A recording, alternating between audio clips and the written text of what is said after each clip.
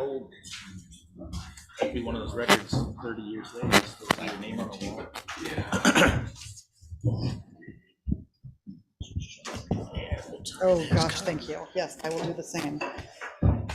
I want to welcome everybody to the February 21st, 2023 City Council meeting. And can I have the secretary please call the roll? Council President Schilling. Here. Councilor Briggs. Here. Councilor Collins. Present. Councilor Fitzgerald. Here. Councilor Jantz. Here. Councilor Shane. Here. Councilor Verdon. Here. We have somebody. We have a unmuted quorum. on the web. Yeah, I caught that. Let me look at what's going on here. Welcome everybody to the Oh. 2023 City Council meeting. I'm here. Well, you were anyway. I sure hope there's not two of you. That's my twin. Okay, We okay? we're good. Can I have everybody please join me in the Pledge of Allegiance? I pledge allegiance to the flag of the United States of America and to the republic for which it stands, one nation under God, indivisible, with liberty and justice for all.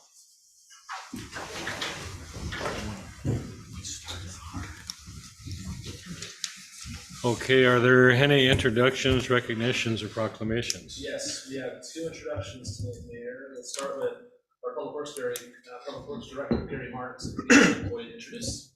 Mayor Woods, members of the council, I would like to introduce to you Austin Sharon, who's our new GIS tech, and Austin's asked to introduce himself to you. Hello, great to meet you all. My name is Austin Sharon. I am the new GIS tech in the Public Works Department. I bring an extensive background in geography to the position. I was on an academic job course for many years before, for several reasons, sort of stepping back and looking for something more for a technical geographic role. And happy to have landed here in Dallas, and happy to be serving a small community like this and to work with all of you. Very much. Welcome. Awesome. Welcome. Awesome guy. We're really lucky to have him.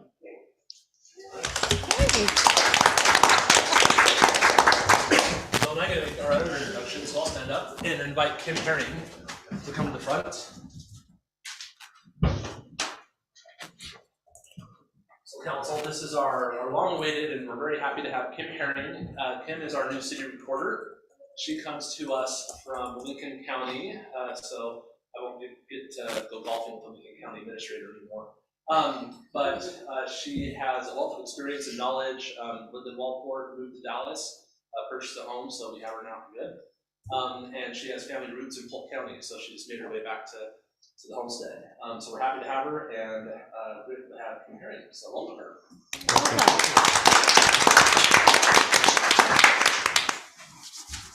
Okay, the next on the agenda is a public hearing. I now declare this public hearing open at 7:03. This is a public hearing on the Community Development Block Grant Housing Rehabilitation Grant closeout. I call on Brian Latta to provide a report. Yeah, thank you, Mayor Woods. So, the city of Dallas was the lead applicant for a community development block grant for housing rehabilitation. Grants amount for $400,000. We've been able to, working with Polk CDC as our partner agency to administer that grant, are able to benefit several people with that grant with home repairs and other needed maintenance projects on houses. The qualified grant was to serve low and moderate income households, which it did. 28 persons benefited from that grant. So we hold a public hearing at the beginning of the process, and then again at the end before we close out the grant. So all the funds have been administered. We're now having to close out a public hearing where there's an opportunity for anyone from the public to comment on the administration or the benefits or how we can do better with this grant in the future. So this is a check the box public hearing and really just a celebration of the good work that was done. I certainly want to recognize Polk CDC for all their effort in administering these grants. They do a great job and they manage multiple grants at the same time for different lead applicants within the county. So they do a terrific job. So thank you to that as well. And I don't see anyone from Polk CDC here in the room. There is someone on the phone. I'm not sure if that's from Polk CDC. What's the phone number? 333-3631. Yes, so Diana Satanovich is on the phone. And so we can go ahead and ask her if she'd like to provide any comments as well at this time. Hello? Hi, Diana, we hear you. Can you hear me? Yes, we can hear you. Oh, good. Thank you. Oh, thank you so much. My name is Diana Satanovich, and I work with Polk Community Development in securing these housing rehab grants and administering them. And Brian and I talked about this. Brian, will you be willing to read the public notice into the record, or do you want me to do that? I can do that. I just wanted to make sure you had an opportunity to say anything you'd like first. Okay, so I can briefly report that, you know, because construction supplies have gotten so expensive, we typically have been able to help around 17 to 20 homes with each of these grants, but this project helped 14 homes, and that includes 33 people. 80% of those were seniors, and 70% of all the homes helped were very low income households. And so this is a very important program, and I thank you so much for being the lead applicant. And having said that, if you have any questions, I'm happy to answer them. And if not, I will let Brian go ahead and read the public notice into the record. So are there any questions for Diana? Does the council have any questions of staff? I have a question for Brian, not for Diana. Do you want to read that first, or do you want to do this first? We can field questions first. Okay, well, it's a real simple one. In your opening statement, you made passing reference to, I think you said how we can do better with this grant in the future. Does that imply that we can go through this cycle again, that this grant will be offered again and we will be able to take advantage of it again? Yes, so the Community Development Block Grant Program is, it's on a cycle, so they have rounds, usually 2 rounds per year to be able to apply for grants. So each agency, like the city, is eligible to hold 2 grant awards at the same time. And so now that we're closing this one out and this one's finished, that opens up a spot for us to apply for this grant again in the future. And are they real competitive? We're usually pretty successful at obtaining one when they're available, but yes, there's limited funds in the city grant program, and so you have to make application and be successful. So, Brian, do you think I could add something to that, please? Yeah, because you're more of an expert on this than I am. Can you hear me? Yeah. Yes. So,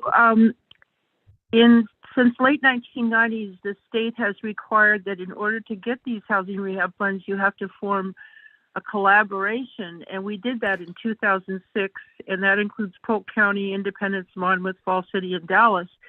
And the applicant rotates among those jurisdictions. And at this point in time, while we're closing out Dallas, we have an open grant with Monmouth, and any homeowner, any low to moderate income homeowner in Polk County is eligible to access that Monmouth grant, just like they were eligible to access the Dallas grant. And then I am just starting up a new grant with the City of Independence. So we keep this moving and open because the need is so great. And so we'll come back around again to Dallas again when we exhaust our other partners. And it's a really good program. So I thank you for your questions because it's an important question. That's great. That's a better answer than I was hoping for. So thank you. And so typically there's 4 agencies usually get a year or 2 off between when we finish a grant and when we finish one. Sure. So, and Polk CDC, as I mentioned, has been a great partner in making sure that this particular grant program is available to people in Polk County that have that need. So, all right, any other questions? Is there anyone else wish to comment at this time? Is there anybody online that wants to comment? Nobody there? And did you want to comment on this grant application? Okay. So Mayor, before you close the public hearing, I want to read into the record the notice. Okay. All right. That's one of the grant requirements, so bear with me. Public notice and notice of public hearing. Dallas is completing a housing rehabilitation project funded with the Community Development Block Grant, CDBG, with funds from the Oregon Business Development Department, OBDD. The location of the project is in Dallas and all of Polk County outside of West Salem. It is estimated that the housing rehabilitation project has benefited at least 28 persons, of whom 100% are low or moderate income. A public hearing will be held by the Dallas City Council at 7 p.m. on February 21st, 2023, in City Hall at 187 Court Street, Dallas, Oregon. The City Council is meeting in person. You can also join the City Council meeting via YouTube by opening the city webpage and then there's a hyperlink and following the instructions provided. The purpose of the hearing is for the Dallas City Council to obtain citizens' views about the project and to take comments about the local government's performance. Written comments are also welcome and must be received by 4 p.m. on February 17th, 2023 at Dallas City Hall, 187 Court Street, Dallas, Oregon, 97338. Comments can also be emailed to recorder@dallasor.gov by 2/17/2023. Both oral and written comments will be reviewed by the City Council on February 21st, 2023. At the public hearing, the location of the hearing is accessible to disabled persons. Please contact Emily Gonier at 503-831-3557 if you need help participating in the public hearing in person or by phone. More information about the Oregon Community Development Block Grant Program and the project is available for public review at Dallas City Hall located at 187 Court Street. During regular business hours, advance notice is requested by calling the city at 503-831-2557. And I will note for the record as well that we did not receive any written comments either by email or in person. So that's a public notice. Okay. Yeah, I closed the public hearing at 7:10. Is there anybody else who wishes to make any final comments? There's no motion required, so we're through. Next thing on our agenda is public comment. Anybody wish to speak? They have up to 5 minutes, and please state your name and address. And I think we have one. Hello again. I don't really have much to tell you today because so much is up in the air, it seems, with the Park and Recreation District article in last week's paper. But I'm going to talk some more about lifeguards because it's really hard to be a lifeguard. They have to do several things. Well, first of all, they have to do some classes on the computer, and then the actual in the water, they have to free swim 500 yards. They have to breaststroke one and a different stroke, and then they can free swim. And none of the kids have trouble with that. The other thing they have to do is tread water without using their arms for 10 minutes. But they don't have much trouble with that. The thing that gets them almost every time is there's a 10-pound brick at the bottom of the deep end of the pool, and they have to swim down to it, pick it up, and swim back with it to the shallow end. They can't do it. It's too hard. So Gretchen is thinking of just giving a free class for prerequisites and teaching people how to do that. I don't think I could even pick a penny up off the deep end. I couldn't even get down there. So I don't know. She's going to offer that to kids at no charge so that they can pass the lifeguard test more easily. But the lifeguard situation really hasn't improved. And but they carry on. We tell them, we love you. You're doing such a great job. And they say, oh, thank you. There just aren't enough of them. Yeah. So, okay, thank you. Thank you, Ann. Does anybody else make any public comment? Okay, next on the agenda is a consent agenda, and it consists of the approval of the February 6, 2023 City Council meeting minutes, the approval of February 6, 2023 Council work session minutes, recommend the OLCC approve the full on-premise license for Galaxy One, and acknowledge the January 2023 financial report. Is there any items you want to pull off the consent agenda? If not, I'll entertain a motion. Mayor, I'd like to pull off the financials. Financials, okay, we'll pull those off.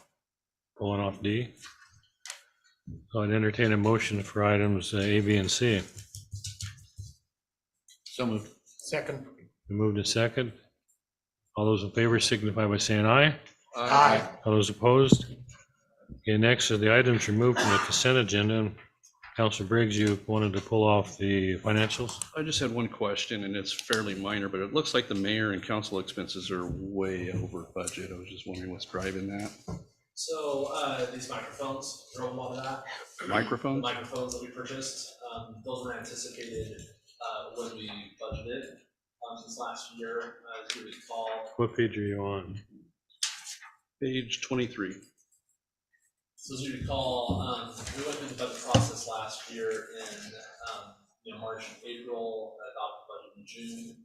At the same time, when the legislature was meeting, they enacted a law that said you had to make all your public meetings public. And so we didn't anticipate having to purchase the AV equipment for that. And so that's really what kind of drove that cost over the budget. So that was the only added expense in addition to what we would have expected. We spent a couple $1,000 on AV equipment. Okay, you good? Okay, we'll move on to the next item, reports or comments. Move to approve the budget. No, approve, okay. Need a motion. Move to approve the financials. Been moved, seconded. Any further discussion? All those in favor signify by saying aye. Aye. Aye. Those opposed, passes unanimous. Mayor, who made that second? Dave Shane, No, I You made the he motion. made the motion. There, okay, thank you. Oh, okay. My finger is pointed at you, but it, Whatever works. okay. Reports or comments from the mayor and council members. Anybody have anything they want to say? I can say that some of us met with our Congresswoman Andrea today, and it was a nice meeting for about 45 minutes. And she and her staff were here, and they come from Polk County, and they were going to go on their way to Monmouth and visit the cities in our county.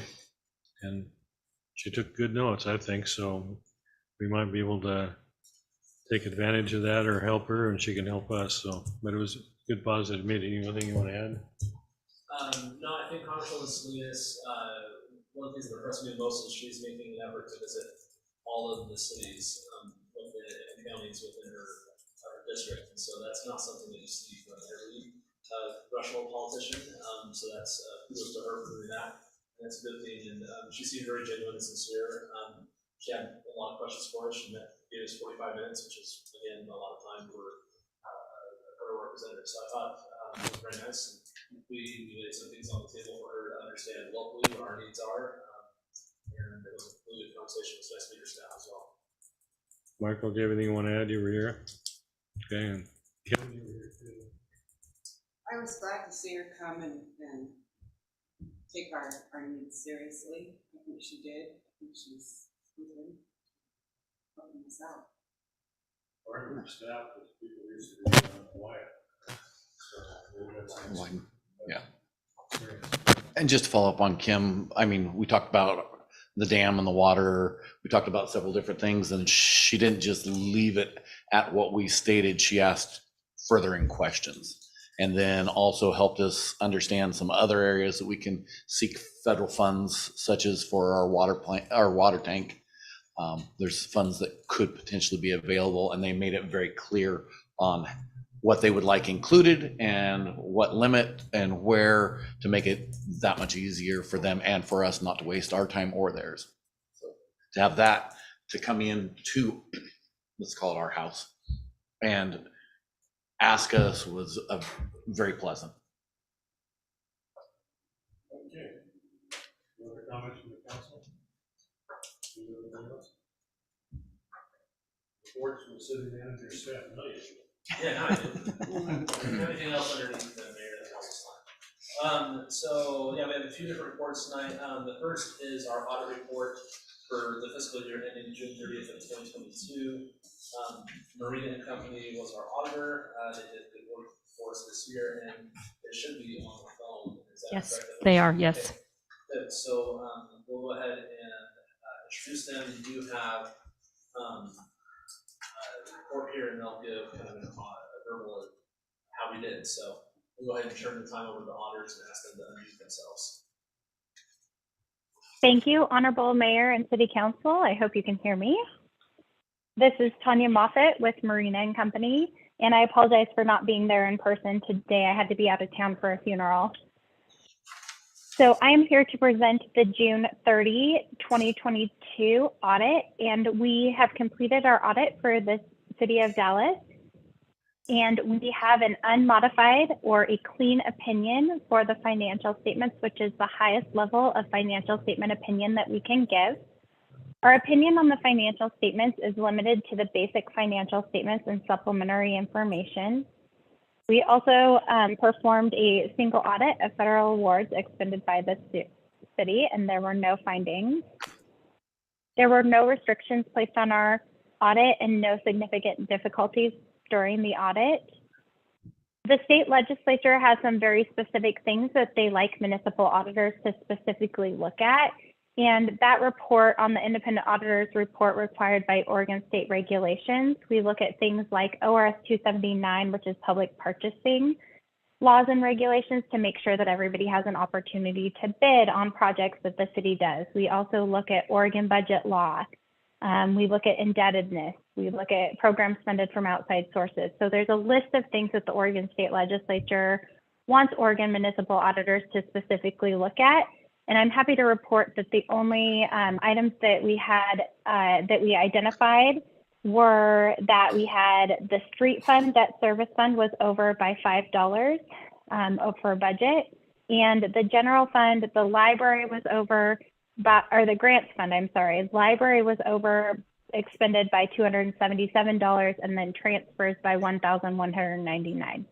So those were the only 3 items that we identified during the audit. But other than that, it was a great audit and a clean audit.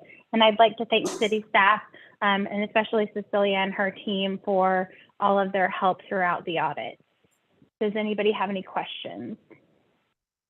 Questions?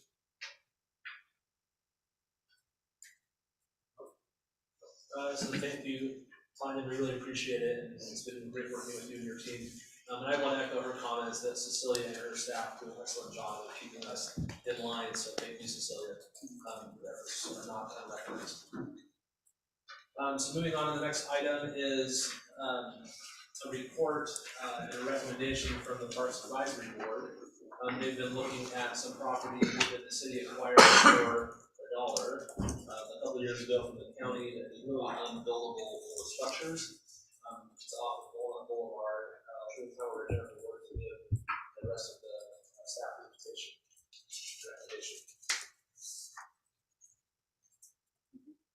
Good evening, Mayor, councilors. This is a project that I've been working on with Engineering Supervisor Tom Gilson, who went home sick earlier today. So I will do my best to explain to you the design and technical aspects of this project and to answer your questions, but I'm happy to come back with additional information if I don't have it for you this evening. So as City Manager Latta indicated, there was a piece of property. So we're talking about this lot right here. It faces Walnut. It's between, here's Love Teriyaki right here, apartment complex right here. This is a property that Polk County obtained through foreclosure. Our understanding is that the previous private owner didn't want to continue paying the taxes on it because 2/3 of this property falls within the floodplain and the floodway. So it's not really buildable for any structures. So he stopped paying taxes on it. The county foreclosed on it and offered it to the city for $1 and the recording fees, I think $97 or something. Public Works Director Gary Marks saw some potential for this property. You can't build structures on it, but you can build things like parking lots and trails, and thought that we could use this to amplify, magnify, and improve Ian Tawney Park, which is our only downtown park. So the city purchased it. There was, you can see it a little bit here. Maybe you can make out this funky wedge of land right here. So this piece initially was part of Love Teriyaki. So it kind of came across like this and separated this parcel here with Ian Tawney Park. And so we engaged in discussions with the owner of Love Teriyaki, and she agreed to transfer this wedge over to the city for no cost. but she wanted some site improvements, some property improvements to her property, which we're in the position of fulfilling for her. So this lot line adjustment took quite a while, but it was finalized in December, and that then freed up the way for us to go forward with the design. We took this design to the Parks Board last month. They recommended that to you to approve that, improve the construction of what I'm going to go over with you. And so tonight, that's what I would be looking for, is a motion to approve the construction of the parking lot and the extension of the trail.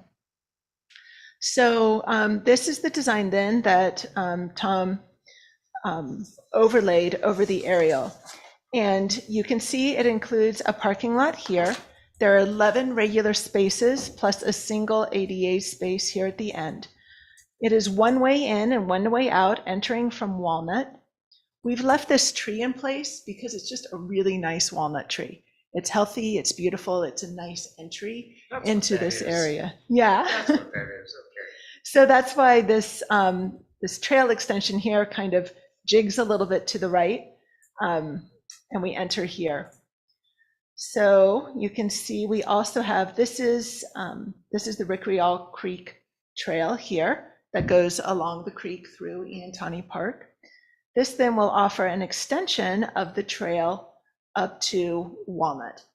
And that would then enable people to access from Walnut, but also to come over here to where we have the signal, and then to be able to cross streets here at the signal, as opposed to coming out on the trail right here, right onto Main, where there's no crossing. We have this little Y intersection here with the trail. We intend to plant an additional tree there. We will put in lighting along this trail, so 1, 2, 3 lights. We've put in parking stops here at the end of each parking space. That will keep cars from pulling over too far and then overlapping on the pathway and constricting the pathway. This area down here will be for bicycle parking. And then this is a retention basin so that any of the runoff from the parking lot will drain directly into that. We do have a voucher for landscaping that we will use towards the landscaping here once it's built. We would like to, with your approval, we would like to put this out to bid immediately, hoping to construct it in this season, spring, summer. Oh, this way. Let's see if I can make this larger. Okay. So the estimated cost for this project, everything told, is $181,000. This is the projected cost if we contract out everything, hire people to do all of the work. However, we believe that there are some aspects of the project that can be done in-house. Those are the ones that are indicated by Ys here, that we have the capacity and the ability to do at least some of that work, maybe not all of it entirely. And just because we can do it doesn't mean that we would eliminate the cost altogether. For example, here for the base rock, we would still need to purchase the rock. We just wouldn't be paying for the additional labor on top of it. So we believe that we could, depending on what our crew is able to handle, we could get the cost down to about $120,000. So it will fall somewhere between $120,000 and $181,000. I'm happy to answer questions. Are there any questions, too? Yeah, the improvements that we did as a quid pro quo for Level Up Teriyaki, what did those consist of, and ballpark figure what they cost? Sure. Some of them will be done with construction. So there were 3 things that she asked for. One was, you can see it in this area. This is a very large cottonwood tree that had been, so cottonwoods are interesting. They kind of start dying from the top up, and they drop very large. They get very large. They're beautiful, but they get very large, and they can drop big, heavy branches down. And she had, you see there's some structures here that she uses for storage. She has had damage to her structures from this tree dropping those limbs. I'm thinking about that ice storm we had a couple of years back, must have done a lot. Exactly. Yeah. So she actually asked that this be pruned quite heavily. When our parks crew looked at it, this is a cottonwood that's on the downside of its lifespan anyway. It would have been pruned so heavily as to be quite unattractive. So we made the decision to have it removed entirely. You may have seen that there. She would like a light installed here to better light this parking area. We can include that as part of the lighting that we do for the trail. So that would come out of the estimate here. Correct. And then also she gets a lot of traffic coming through here. And so she has asked for speed humps to be placed right here to help slow that traffic. So we would also do that as part of the asphalt and the asphalt work that we would be doing for the parking lot. So if I understood you correctly, the tree is already gone. Correct. And the remaining work is all part of the estimate that you've already Correct. explained. Okay, good.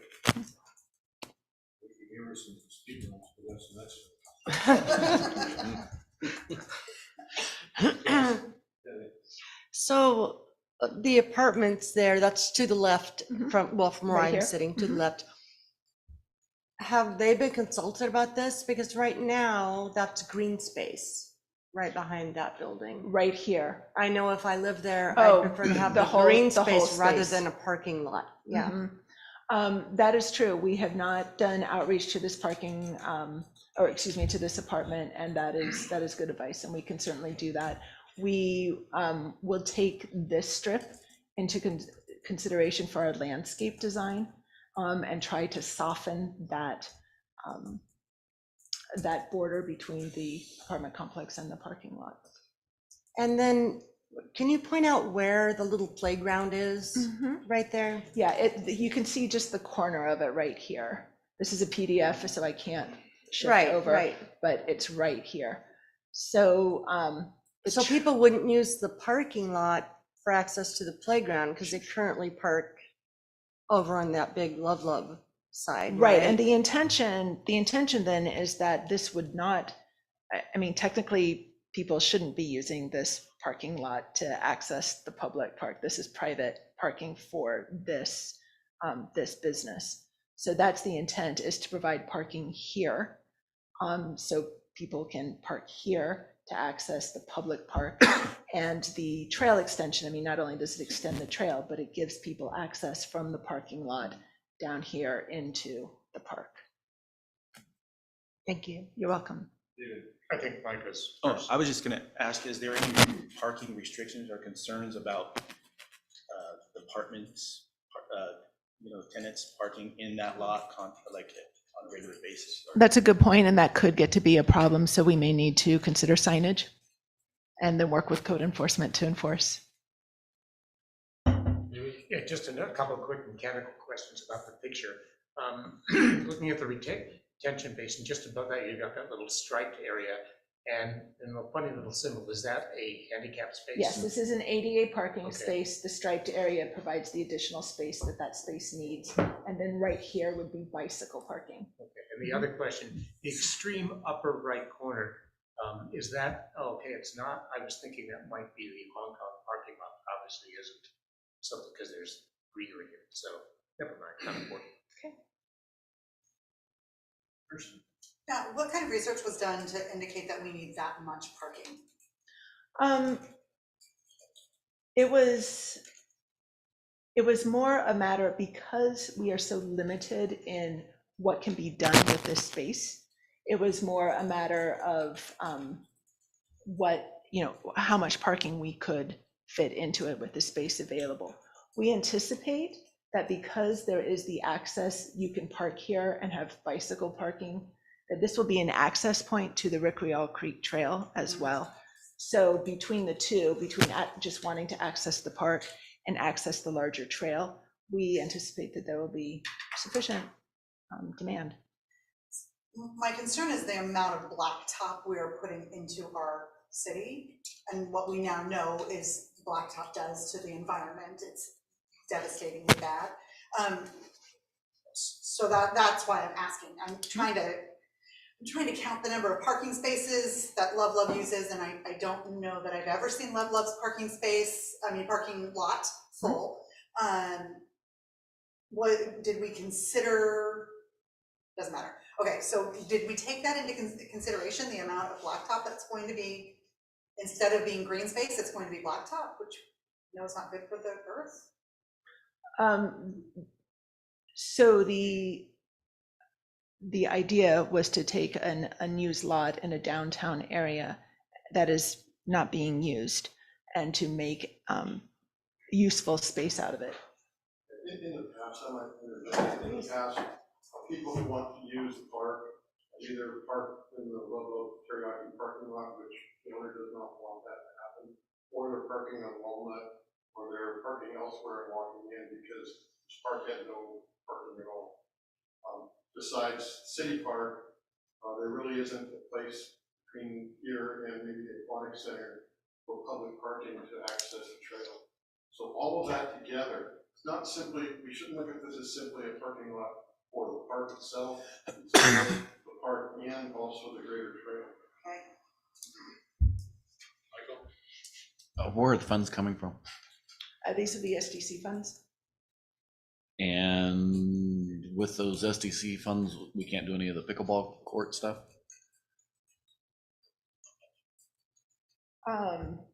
If you're using parking here and we have an unfunded facility that we're wanting to move forward on, more, in my opinion, more than a parking lot, I would rather see funds going towards that parking lot over there than this parking lot. And that does the exact same thing, provides access downtown or close to downtown, closer to the Rickreall Creek Trail. Again, I might interject though. I think that the thought here was that we had an opportunity to provide public parking at this location. We have SDC funds that can continually come in. We don't have enough at the current time to do the pickleball improvement. In fact, we're far short of that. This is something we can do now to benefit the trail and the park itself. So I guess it's just our call at this point, that this is an improvement we can make and still be able to save up and look for other funding sources, grants, through Oregon State Parks and such. Just a bookkeeping question. You referred several times to SDC funds. What are we talking, street SDC?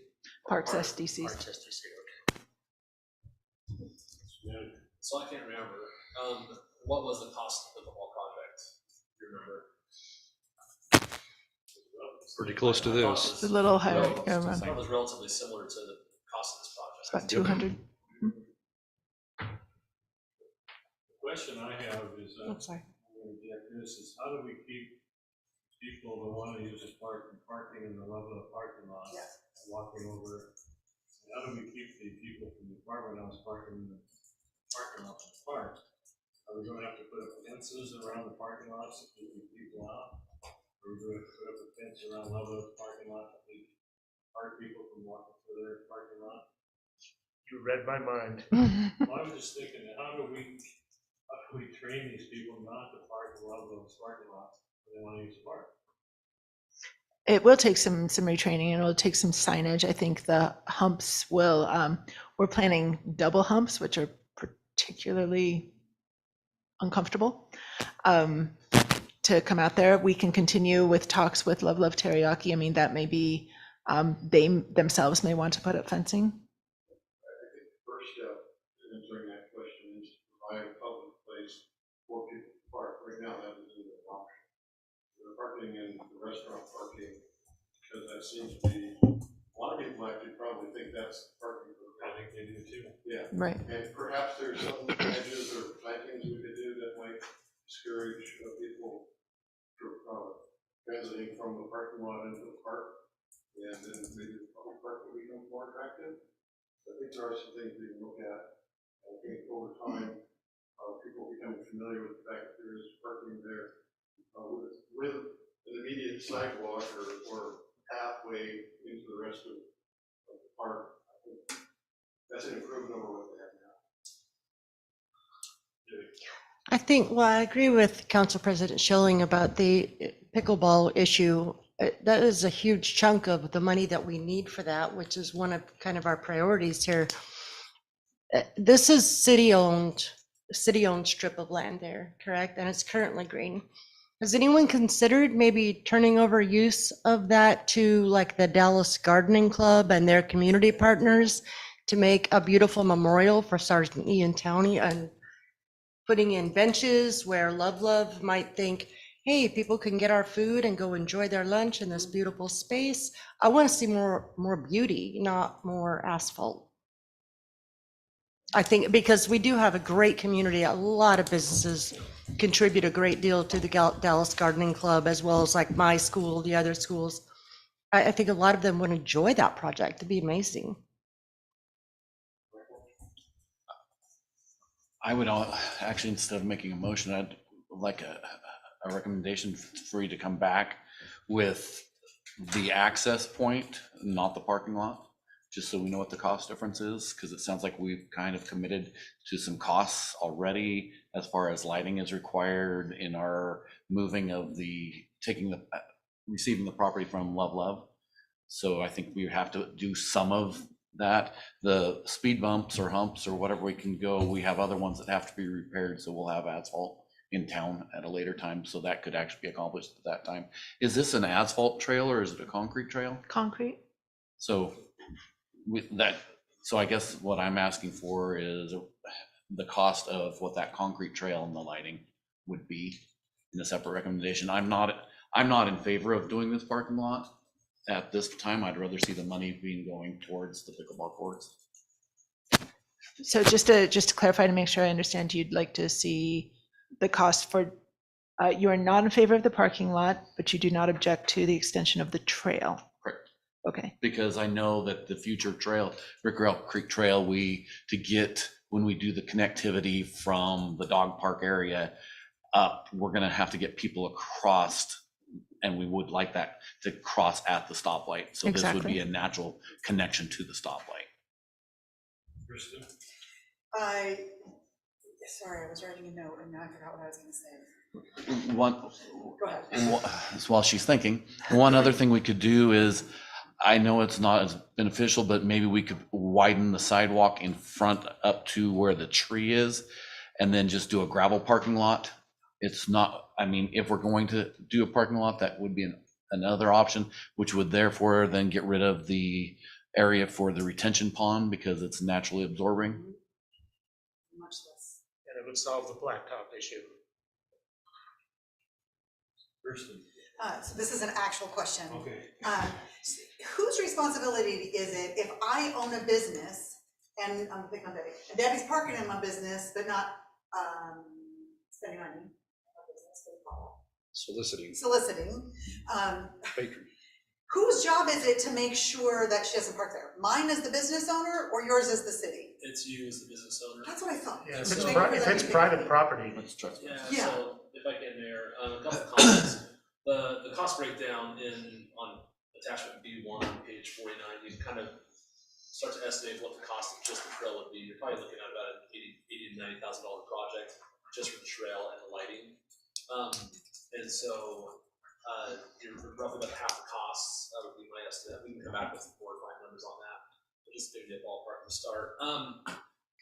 With the parking lot at Level Up Teriyaki, I think it's just a matter of working with them to say, hey, you need to put some signage in here that says, for customers of Level Up Teriyaki, and that should solve the issue of having park goers parking there and say, owners will be towed at their expense, and then have them work with the tow company to come in and say, hey, I have these 5 vehicles, they've been here for 3 hours, and no one's been in my business buying delicious food, so they need to be towed, right?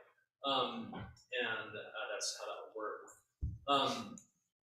I would agree with maybe what Michael and Debbie are saying, that if there's other priorities, I think it would be good for us to consider a different design that could work here, and understanding what the total cost of that would be, and then really having council decide, how do we want to spend those SDC dollars, and if we have closer enough to be able to do this project or the pickleball project, that's really a priority conversation that you have to have as a council of which one's more important to get done first and then second. So if it's the direction of the council for us to come back with a revised plan that excludes the parking lot and just has the trail extension with the lights.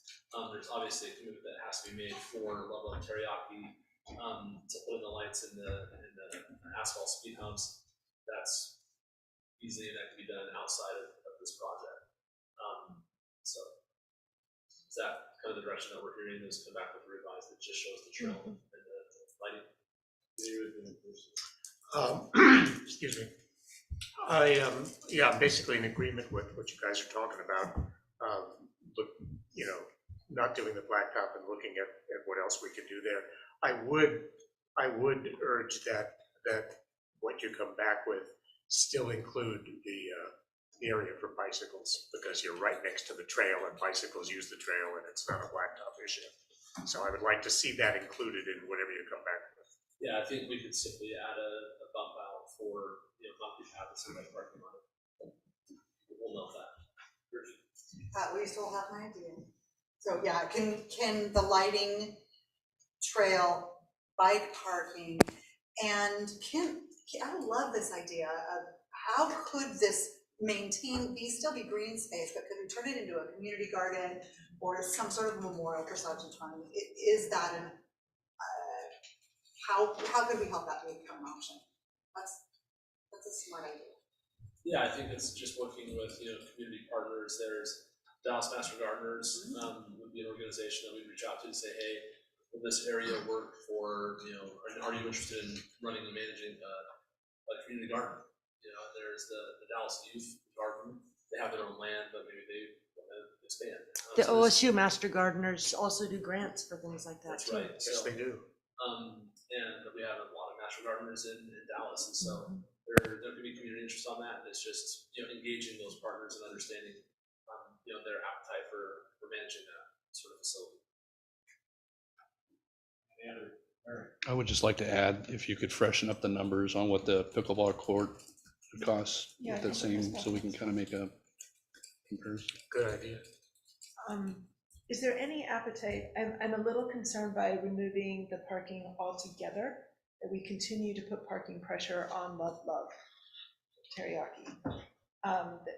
It still doesn't resolve the issue of there not being parkable access to this park or to the trail. Is there any appetite for exploring a smaller asphalt parking lot or the gravel parking lot? Personally, I would think you could put gravel and we can afford to put a blacktop on it. At least start with gravel. I know baseball fields at Lyle School are gravel. And they always have been. Always have that. And it works fine. And they come to the beginning of the season, paint stripes for parking. They disintegrate after a while. Places to start. That would be one option. I agree. I think it should be parking eventually. Maybe now we should focus on pickleball, because I heard a conversation in a meeting last week where Salem is going to be putting in some pickleball courts. There's a need for that because it stimulates the economy of people coming from pickleball in rural Dallas. I like to have ours before anybody else. I would just ask that this kind of, quite frankly, came as a surprise to me with a park over on Furvilla and Academy that's kind of just sitting, I think, waiting for funds and other things that we've talked about. So maybe if you came back with what the priorities are and the needs, we can triage that a little better as well. Yeah, just sort of piling onto what you said, I could be comfortable with the parking if it were gravel, because the parking issue, that Jennifer describes is a real issue. I mean, it's not illusory; it is an issue for the Love people and that whole death here. So whatever they come back with, I think maybe the best way to study this for staff would be to give us a set of alternatives. We could do this, or we could do this, or we could do these two things combined, or whatever.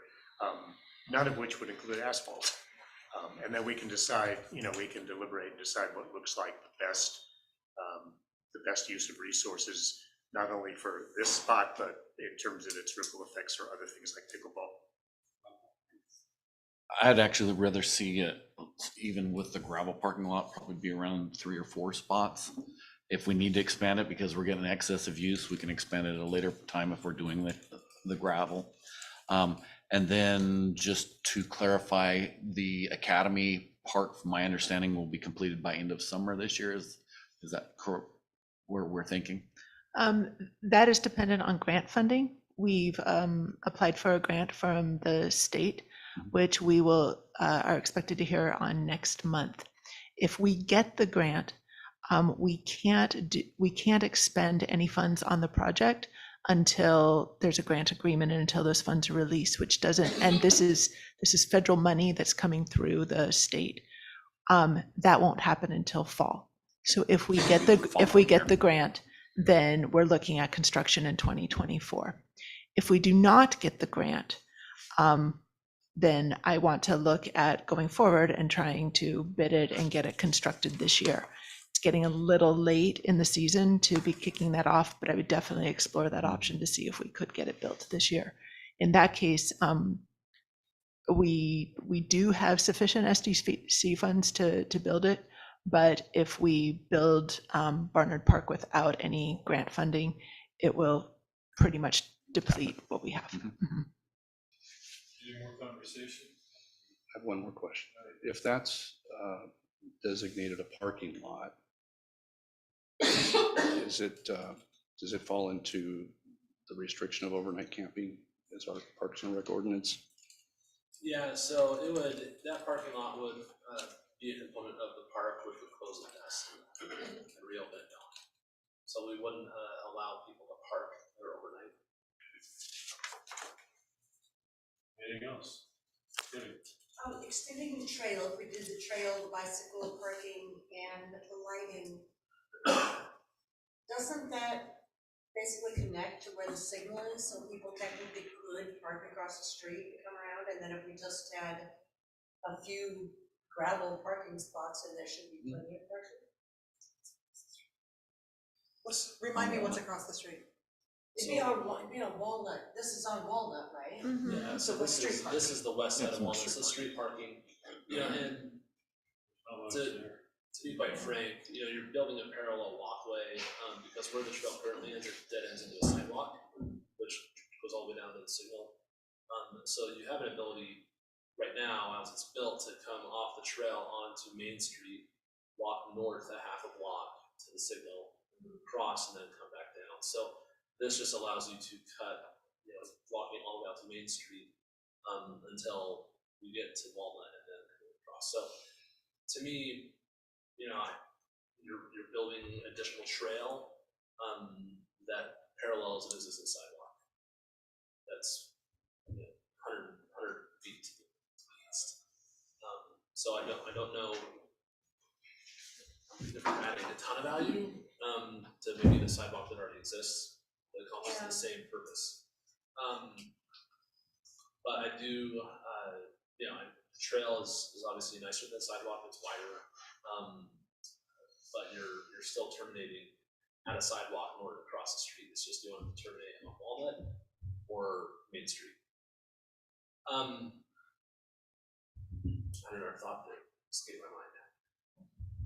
Oh, I was going to say a lot of the area around here, especially on Walnut, are apartments. So there's a lot of folks that, at least from that neighborhood, if you consider this more of a neighborhood part, they're not going to be driving down here anyway. They're going to be walking. And so I think that this area gets high utilization from the people that live on Walnut Avenue, a lot of which live in low to moderate income housing, apartments, and some government subsidized housing as well. So you're going to bring back some options. I shall. Glad to. You're welcome. Any more from the city managers? Yeah, so I have one more, and this was not on your agenda, so I apologize for that. But the legislative session is underway. If you're paying attention to that, my apologies. But back in 2021, the city council at the time considered an item to kind of how we respond to legislative needs that arise that really impact the city of Dallas. So an example, I received this over the weekend for economic development tools. The LOC needs your help. There are some economic development incentive programs like the Enterprise Zone program and the State's Industrial Site Readiness Program, which they're set to expire or sunset, as they say, within the next year. And so they're looking to extend those programs so that they can still be offered. As you all know, the city of Dallas benefits greatly from our Enterprise Zone. We've used it at least 3 times since I've been here, to land companies such as the Centec and Brett Ted & Sons, and Open Road is also taking advantage of it. And so it's a good program, we use it, we hate to see it go away. And so when I get requests like this, though, I want to make sure that the council, what they're asking for is for us to submit public testimony, right?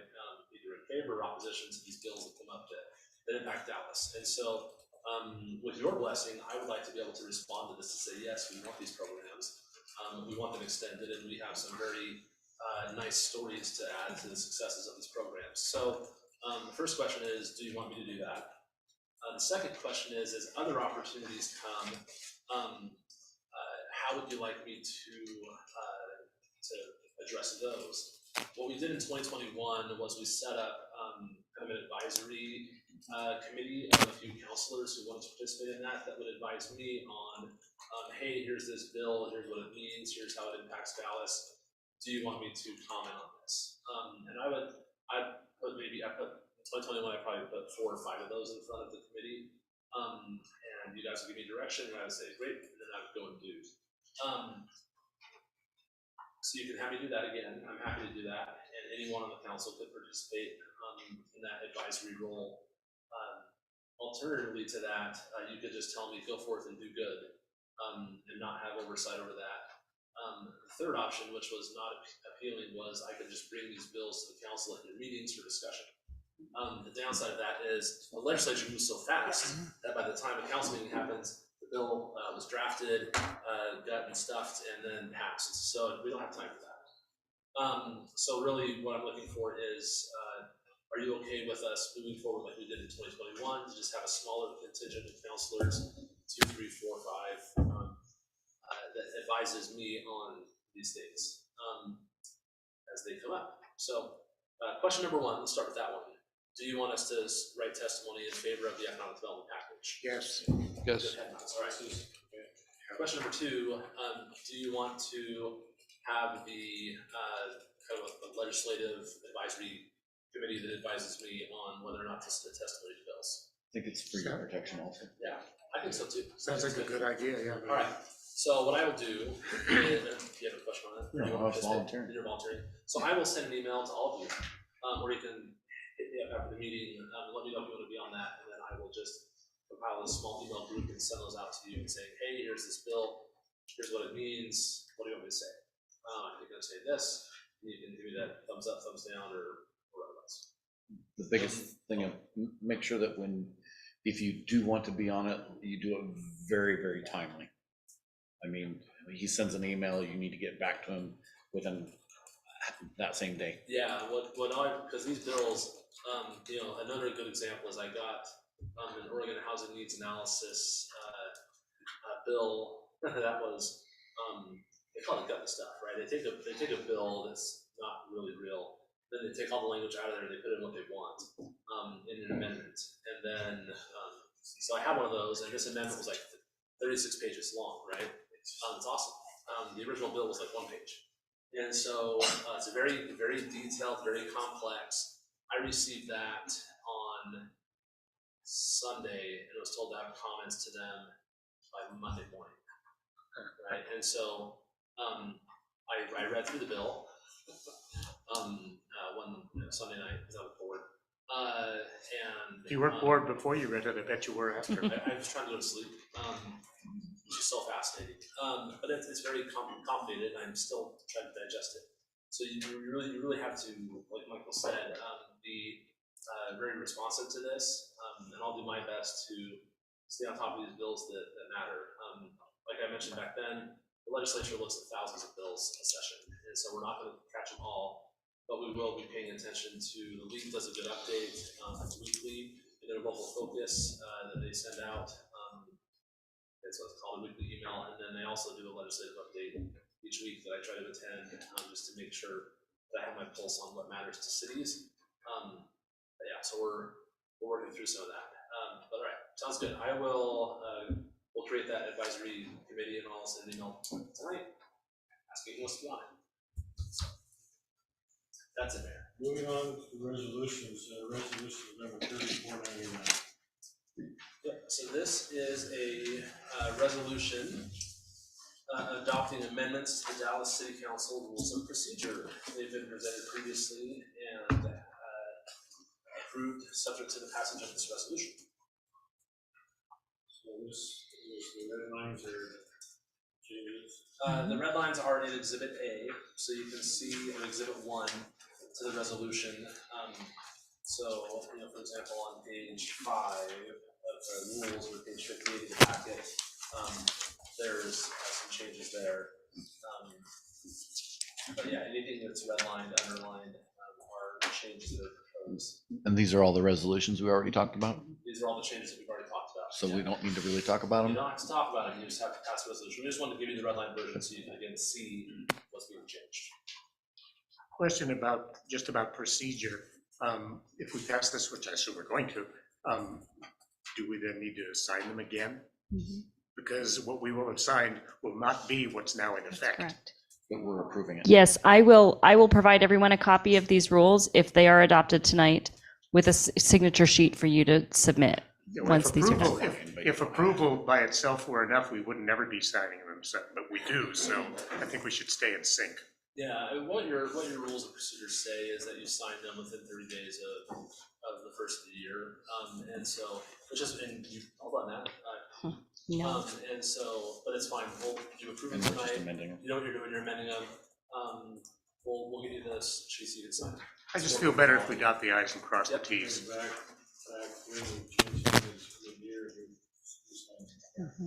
that's fine, we'll get you a signature page, will be in all your boxes. Cleaner that way. This is when we have a roll call. Counselor Shane. Yes. Counselor Verdon. Yes. Council President Schilling. Yes. Counselor Briggs. Yes. Counselor Collins. Yes. Counselor Fitzgerald. Counselor Jantz. Resolution 3499 passed by unanimous vote.